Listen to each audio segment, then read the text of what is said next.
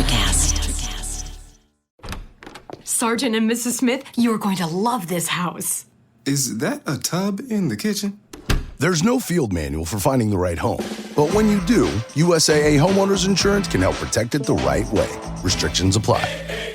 Walmart Plus members save on meeting up with friends.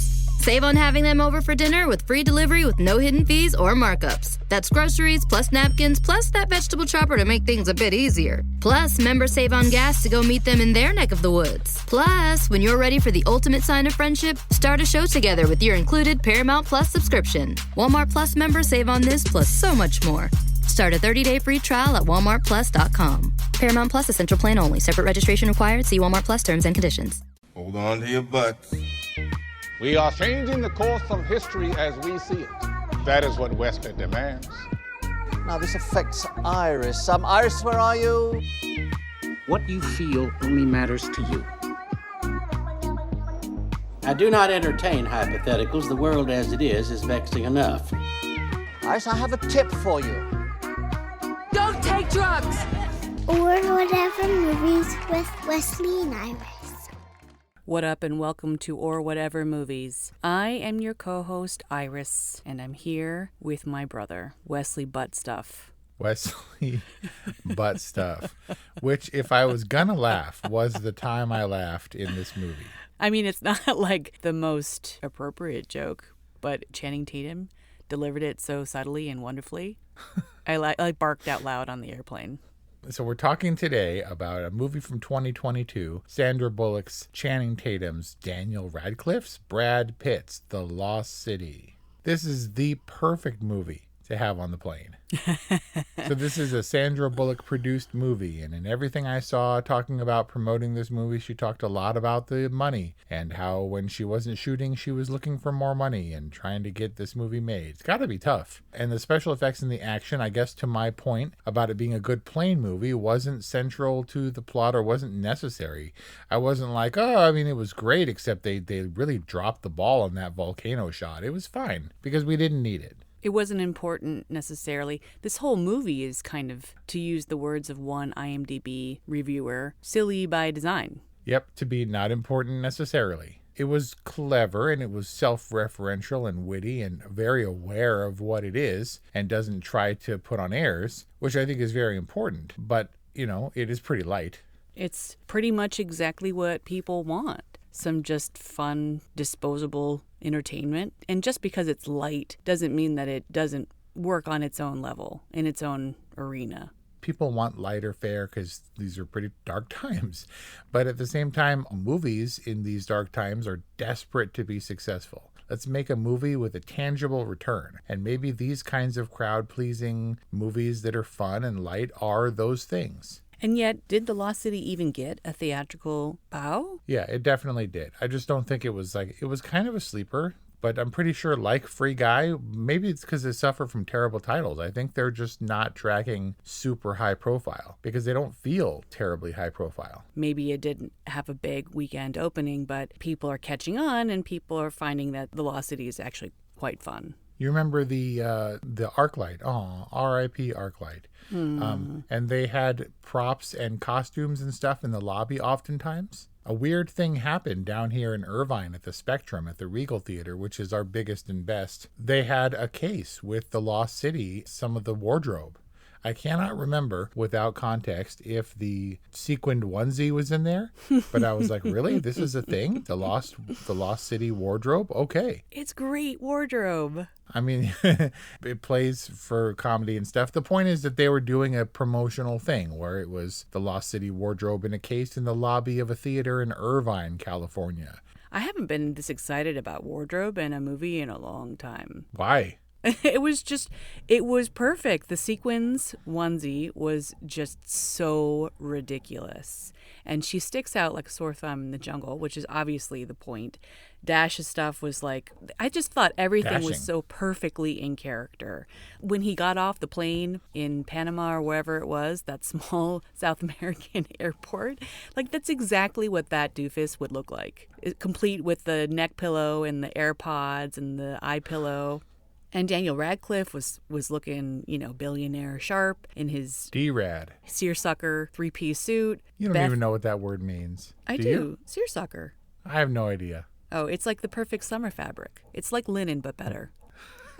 And the Beth character was also perfectly dressed in her book tour suit. Was gorgeous. She looked fabulous. And then similarly, have you noticed the millennial blazer, 90s blazer trend? Yeah, we talked about this before where the shoulder pads are making a resurgence. Yes, and the boxy kind of body style blazer is all the rage, and it was just perfectly matched with that ridiculous leopard print bodysuit thing.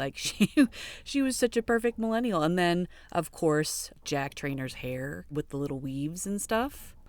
and his perfect stone vibration necklaces and stuff. Oh my God. He looked great. Why are you so handsome? Look, belaboring the wardrobe brings me to a couple of points that I'm eager to make. Number one, because the 80s are all the rage and the boxy, well, you said that the blazers were kind of 90s? I don't know. But this felt tonally consistent with its obvious reference. This movie was totally romancing the stone. And it was just, it acknowledged all these emulations that this movie tries to achieve. It does so in full knowledge that we're aware. It's not trying to pull anything over on us. As much as Channing Tatum's character looks like Fabio, doesn't Daniel Radcliffe call him Fabio at one point? They don't specifically mention romancing the stone, but it's pretty clear. I don't know if that movie exists in this universe, but the clothing looks appropriate for a late 80s, early 90s kind of vibe for these types of movies. It looks perfect and it doesn't look throwbacky or weird, except for the AirPods. I was going to say, and maybe Stephen Lang's villain outfit, but that was actually quite dated too. He was literally wearing a safari hat, wasn't he? I think so, and a safari jacket. From Eddie Bauer or something. Right. Wait, no, what's the adventurer kind of gear? The khaki store. Tommy Bahama. Yes. And because this movie is all about the clothes and the 80s/90s movies that it tries to emulate, don't you think this is what Mom would call a woman's movie? Oh my God. You were totally tipping your hand when you texted Mom on the family chat and you were like, Mom, you gotta see The Lost City. Yep, if I'm renting The Lost City on Prime, then Mom is going to watch it and she's going to enjoy it. She said, he was so cute. He was Channing so cute. Tatum, his butt was so cute. We get a lot of butt. So you were on the plane. Did you see full Channing Tatum ass for 45 seconds? Full butt. Watched it a couple times. There wasn't a hair on that thing. They probably digitally removed the little pimples and stuff. It was probably stunt butt. Well, whatever it was a lot of butt. And Sandra Bullock claims she came face to face with his ding ding. And then it was on their second day of filming and they barely knew each other. And he was like, okay, and took it all off. Well, he was wearing, I'm sure he was sporting the modesty sock. Don't ruin the fantasy. You're saying that Sandra Bullock's reaction was authentic? I don't know. And that was great dialogue too, where she rambles on and doesn't say anything in a perfect mindless chatter. What are you going to say? That was 60% of the screen, full butt. The majority of the screen for the majority of a minute. Yeah, I'm not saying that Channing Tatum doesn't have a good butt, but I'd put my money on stunt butt. Okay, that's fine. It was a well-cast stunt butt. And so what I'm saying is that this movie is an action adventure, but obviously also a romantic comedy of sorts. But it's kind of every writer's fantasy. This idea that a writer would be in her stories and she has complete control and just could be like, I don't like this, delete. And then one day she gets too close in her research or whatever and embarks on this crazy, sexy, fun adventure where no one is really in peril. Did you, for a second in this movie, feel the stakes or the tension? No, absolutely not. But I feel like I'm learning a little bit about you in this moment. Oh, yeah? Yeah. Every writer's fantasy. Is this your fantasy? No. I'm saying for this being a woman's movie. This is the female equivalent of Free Guy, of a dude's video game movie or Ready Player One. This is totally that kind of movie. This is Uncharted for chicks. Define woman's movie in Mom's terms. Well, in Mom's terms, which I can totally hear her saying, is a movie about a woman for women, where In the Wonderworld sense, the dude is butt naked and the woman is sexy, but she's fully covered. And it's zany and fun and innuendo-y without being crass. The D exposed itself, just a tip, and ride the head and all this stuff, all the sexual innuendo. It's like Tropic Thunder for women. You know how we know that this is a woman's movie? Because it's cute. None of the mercenaries, none of them were rapey, not even for a second. They were like, we're here to do a job for which we are paid, and now we will leave you. Yeah, and she also makes fun of them ruthlessly.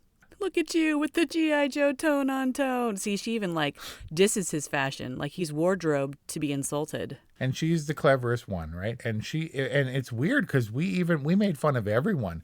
Channing Tatum is obviously ridiculous in his male modelness, but even Daniel Radcliffe didn't escape. He's been striving to escape the Harry Potter thing forever, hence the beard. And Beth was like, I thought he was a little boy, but he had a full-on beard. Like, that was a weird line for Daniel Radcliffe, right? Probably added in post.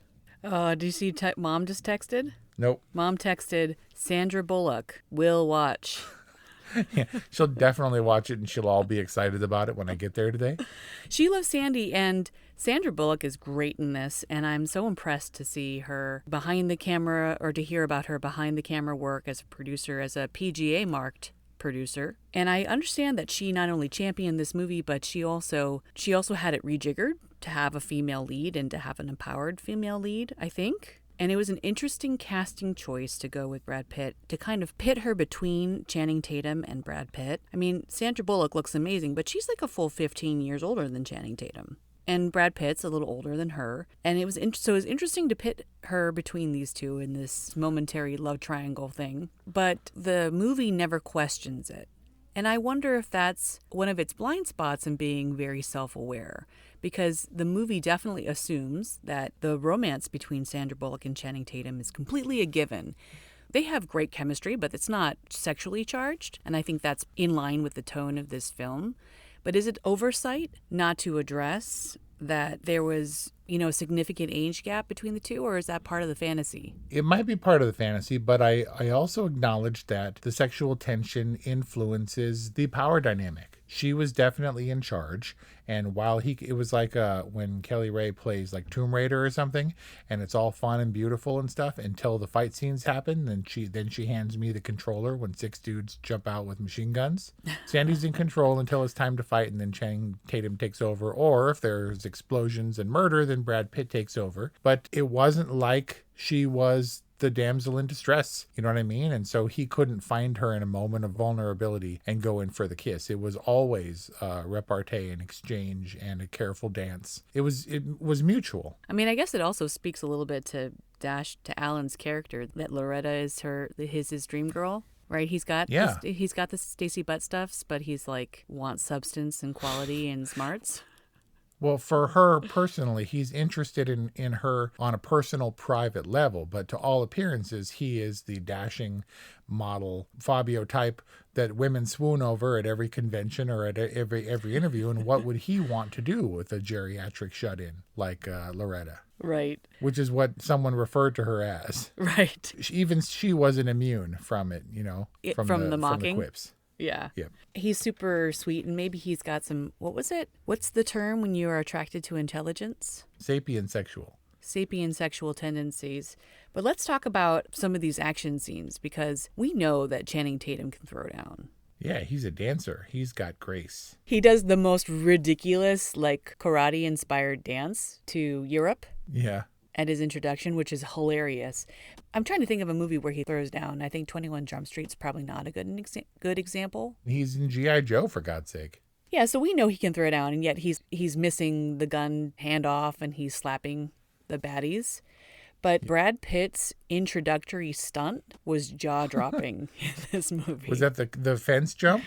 He hops the fence in one jump, in one step. He lands on the dude and flips him into a car. Brad Pitt throws down in this. There's some really great stunt work. Obviously because he's Brad Pitt, but spoiler, not going to name the movie, but he also gets unceremoniously shot in the head like pretty early on in another movie. And so when I knew that he was out as far as the story, the narrative was concerned, he was dead. But I suspected he would come back because no one really dies in this movie. I'm sure the dudes who rode the motorbikes off the edge of the cliff when they like hammocked the one guy and he crashed, they were fine, right? They landed in the water and they crawled up on the beach. Probably. No one really died. Daniel Radcliffe didn't die. And I was confused. It was kind of a funny explanation. The idea of using 10% of your brain, so he just shifted to a different 10%. And he's got like the vague headscarf thing. And it was funny. And it was perfectly in keeping with this movie. He was the only real death, and then he didn't die. Chronic migraine is 15 or more headache days a month, each lasting 4 hours or more. Botox, onabotulinum toxin A, prevents headaches in adults with chronic migraine. It's not for adults with migraine with 14 or fewer headache days a month. It prevents, on average, 8 to 9 headache days a month versus 6 to 7 for placebo. Prescription Botox is injected by your doctor. Effects of Botox may spread hours to weeks after injection, causing serious symptoms. Alert your doctor right away, as difficulty swallowing, speaking, breathing, eye problems, or muscle weakness can be signs of a life-threatening condition. Patients with these conditions before injection are at highest risk. Side effects may include allergic reactions, neck and injection site pain, fatigue, and headache. Allergic reactions can include rash, welts, asthma symptoms, and dizziness. Don't receive Botox if there's a skin infection. Tell your doctor your medical history, muscle or nerve conditions, including ALS, Lou Gehrig's disease, myasthenia gravis or Lambert-Eaton syndrome, and medications, including botulinum toxins, as these may increase the risk of serious side effects. Ask your doctor and visit BotoxChronicMigraine.com or call 1-800-44-BOTOX to learn more. Life is full of things to manage. Your work, your family, your plans, and your treatment. Consider Kesimpta, ofatumumab 20 milligram injection. You can take it yourself from the comfort of home. If you're ready for something different, ask your healthcare provider about Kesimpta and check out the details at kesimpta.com. Brought to you by Novartis Pharmaceuticals Corporation.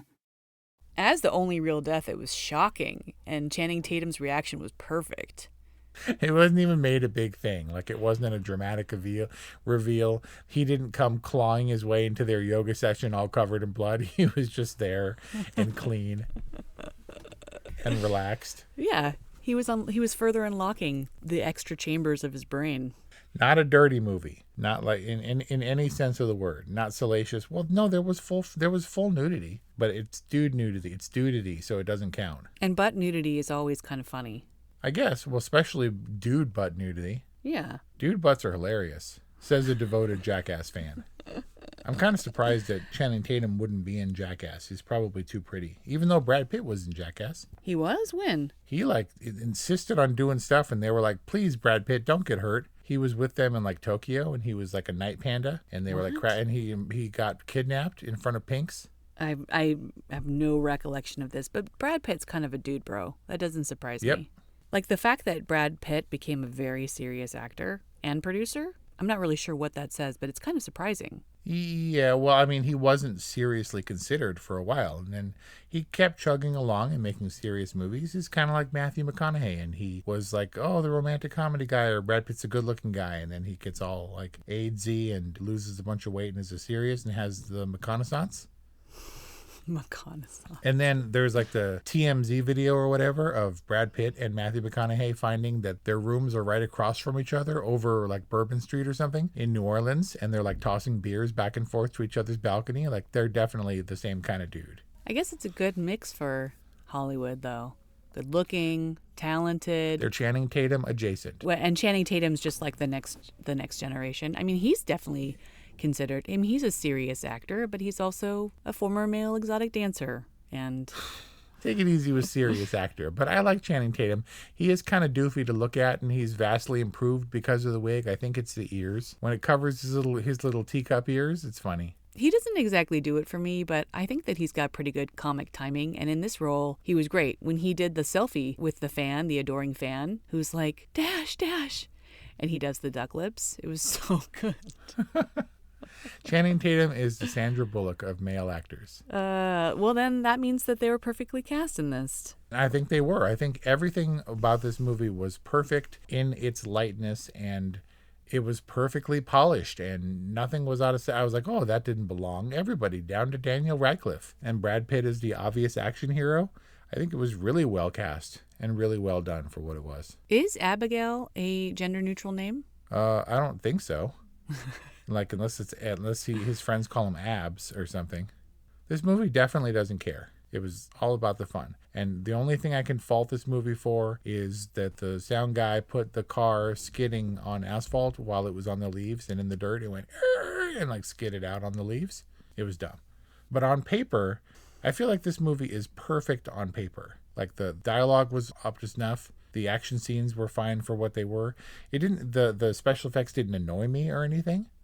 And then on screen, I don't know how well The Treasure Was Their Love reads. Not great. The Lost City was kind of a letdown. The Lost City, it's the fact that there wasn't a crown. This is like a Titanic syndrome where you're like, yeah, there should at least be an actual prize. It can't be like a hint of them. This was like the LaCroix of MacGuffins. What does that mean? I mean, technically LaCroix is fruit flavored, but not really. It's just essence. Yes. This was the essence of a MacGuffin. They didn't raid that tomb. She walked in. It was bathed in sunlight. After the car, the weakest plot point was the idea that they couldn't move that stone out of the way. It's like, use your leg muscles, Channing Tatum. You're Magic Mike. You'll be fine. If Harry Potter can push the stone out of the way from the top, you can with your legs. Yeah, he's got some rockin' quads. We talked about how it's great for the genre. It's this wonderful romantic comedy / action adventure movie. The casting is great. The wardrobe is fantastic. On paper and on screen, the script reads well. You can just see the action, right? You know, Jack Traynor pushes the wheelbarrow and she's precariously perched on her rickety chair as Dash carries her one foot in a stiletto as explosions erupt behind them. Like, you can just see how it's like ridiculously scripted, and you can see how it would come to life on the screen. They all assert that was a single take. And it was amazing, and Sandra Bullock's reaction is perfect. Where she's like, oh my God, like, what's happening? But I think that the reason that this movie is as big a success as it is, and I'm not talking box office, I'm talking in terms of just working, is because all of the characters are really sweet. And they're consistently sweet throughout. They're totally rationalizing the motorbike fall for the two bad guys because they just can't get over the fact that they killed people.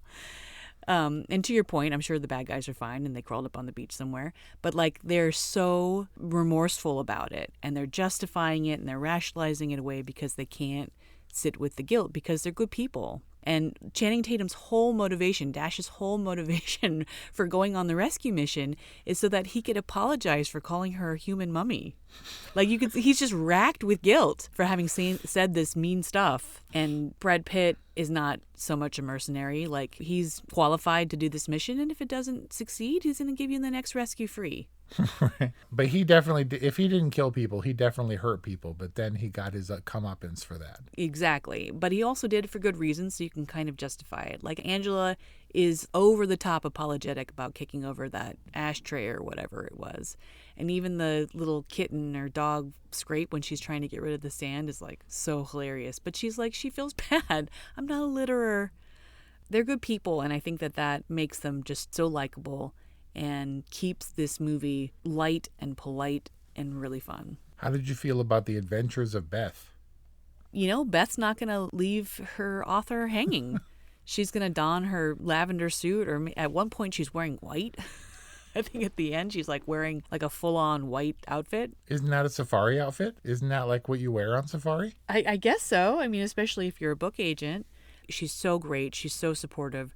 Her supportive gestures in the wings during the book tour show were just amazing. Like, she's like all encouraging, like, go on, smile. And then she's like, oh no, what's going on? Like, Beth is really great. I thought Divine Joy Randolph, her comic timing was perfect. I don't remember her in Dolomite Is My Name or where I've seen her before, but she was great. This is definitely the female Tropic Thunder. It's like skewed toward female viewers. The Beth character was exactly Matthew McConaughey's character, who isn't quite sure what's going on, but is gonna be there on behalf of her client, and doesn't ultimately actually do anything to further the plot or to save them. All she does is show up at the right time with the boat and actually rescues Daniel Radcliffe to save our villain from being killed. Yeah, they took away his bullets and gave him back his gun and told him to be nice next time. Right. And returned to whatever other scheme, raising the Titanic or whatever else he had on his agenda. And like Uncharted, it had the... I'm telling you, these days to find a treasure, you just have to push a button that no one's pushed before, and it opens the door like National Treasure style to the treasure. All you have to do is crawl into the thing that no one else had, like the little underwater thing with the blue light emanating from it. No one in 500 years of history or whatever has gone through that hole. And all you have to do is crawl through the little thing, and it's like a portal to Narnia. And yet it's outside and has a gigantic cascading waterfall that no one's ever seen. Like you could have flown a drone over that mountain to discover the lost city. In the case of Uncharted, there's like 3 pirate ships. Right? All bathed in sunlight from the open hole above in the rocks that no one's discovered. I'm telling you, on paper, on screen for the 2020s, this is exactly the action-adventure movie that we want. Treasure hunting movie. Treasure was their love. Give me a break. So, given what The Lost City is, what is your rating? For what it is, it's definitely an all right movie. It was fun to watch. I didn't laugh at all. Probably not even for the butt stuff as much as I appreciated that joke. It was one of those, we're in inappropriate outfits, but it is appropriate when we can stop down and where we're being chased and take a minute to dance. It's one of those kinds of movies, man, and I completely glossed over it in the theater. And we heard about it, was like The Lost City, Sandra Bullock, Channing Tatum. Okay, so that's going to be a comedy. It's supposed to be funny, but it also looks terrible. This movie's saving grace was its screenplay and its dialogue and the fact that they didn't shy away from being self-referential or aware. Movie knew exactly what it was, and it executed a thing, and I think did it very well. I'm not sure that it moves anything forward, but it's like she's like, I always wanted to do like a Jungle Romancing the Stone type adventure comedy. And Channing Tatum's like, me too. And so they did it and did it well as best they could. But I don't imagine that it will, like if someone was like, this is my favorite movie of all, that's probably a red flag, right? Like on a dating profile, if I was like, favorite movie, Lost City, I'd be like, oh. But of all the movies to watch in this day and age, it was a fine one to watch. It was a fun one to watch. Everybody looks great, and the movie looked great, and the movie was funny and quippy, and I didn't laugh once. It was an all right movie. Perfect for a plane. When he brings her the boots, and he's like, I thought your feet might hurt after being in those heels. And they're like 4-inch heel boots. Right. They're just chunky heels. He's so sweet. They're all so sweet. This is a perfect movie. If your rating system, as yours is boring or good, this is a perfectly good movie. Which makes somehow your all right ratings unsatisfying. Come on, you can't justify a total, like, does everybody needs to on go its and own rent? grounds? Look, this is a totally plain movie. All right, I'll take it. A totally plain / all right from Wes and a good from Iris. This is our discussion on The Lost City, the sleeper hit from 2022, available on VOD, starring Sandy and Channing and Brad and Daniel Radcliffe. Chandy and Channy and Brady and Danny. And Danny. We hope that you enjoyed our discussion and that you can also enjoy 200 more at orwhatevermovies.com. Please follow us on social media. Please subscribe to our podcast. And please hit us up, 818-835-0473 or whatevermovies@gmail.com. We love to hear from you.